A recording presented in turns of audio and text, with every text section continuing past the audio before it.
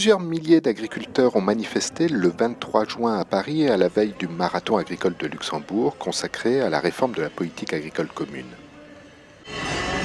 À l'appel de la FNSEA et des jeunes agriculteurs, ils voulaient dénoncer à la fois la hausse des coûts de production, l'excès de normes et les coûts cachés qu'elles génèrent, et enfin la pression de la grande distribution. Ils venaient surtout demander une politique agricole offensive sur les marchés et tournée vers les producteurs. Ce dont nous avons besoin, je ne sais pas si cela doit s'appeler loi d'avenir ou nouvelle loi de modernisation, mais cela s'appelle une politique agricole avec un grand P et un grand A. Une politique agricole conquérante, innovante, présente à l'export, avec des outils de gestion des marchés et source de revenus pour tous, donc aussi pour l'État. Les manifestants ont marché de la tour Montparnasse aux Invalides. Ils étaient vêtus de marinières rayées de vert pour symboliser la part que l'agriculture, et en particulier l'élevage, peut prendre dans le redressement productif. Plutôt dans une ambiance bon enfant, ils ont organisé un village agricole avec grillades et pots d'accueil pour expliquer leurs revendications aux Parisiens. Dans quel autre métier accepte-t-on durablement de travailler à perte? Dites-le-moi.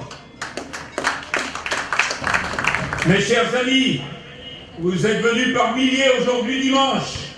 À Paris, les consommateurs ne sont pas des idiots, ni des imbéciles. Ils savent qu'un bon produit se paie et que la survie des producteurs passe par une juste rémunération de son travail. Alors, à l'État de faire respecter la loi, de l'amender pour rééquilibrer les relations commerciales et faire jouer en toute transparence les négociations à la hausse et parfois à la baisse, selon la situation des coûts de production. Qu'entre deux pays voisins de l'Europe, au sud l'Espagne, à l'est, l'Allemagne, nous ayons des différentiels de 4 à 6 euros par heure travaillée. C'est absolument insupportable à l'échelle européenne.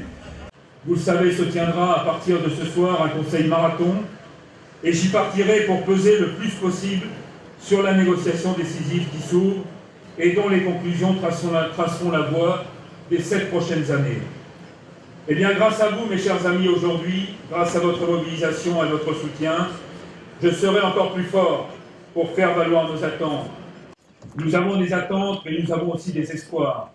Nous avons des difficultés, mais nous avons aussi capacité à apporter des solutions et des réponses.